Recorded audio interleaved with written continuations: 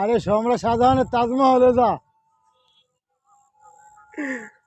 আমাদের শাহ আলম ভাই প্রস্রাব করতে গিয়ে একটা ফাইসা গেছে আগে, বুঝছেন? সেই প্রস্রাব করার জন্য দীর্ঘক্ষণ অপেক্ষা করার পর যদিও একটা জায়গা পাইছে কোনো রকম, সেখানে যাওয়ার পরে দেখতেছে সামনে আরো কয়েকজন পিছিয়ে বয়ে রয়েছে।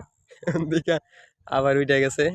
এখন কই আমি তারা বহাইলাম যে ভাই দেখতো না, অসুবিধা নাই, কা গাছ গাছালি আছে সামনে, পোলাপানি দূরে থেকে দেখতো না, আপনি বইসা পড়েন। তো সে বসে, আপনারা দোয়া করেন সেই জন্য খুব ভালোভাবে এই জিনিসটা সম্পূর্ণ সাকসেসফুল করতে হতে পারে। পারে। হ্যাঁ, মানিক ভাই আপনি দেন তো, লোকটা কি আসেনি নাকি মরে টরে গেল গা?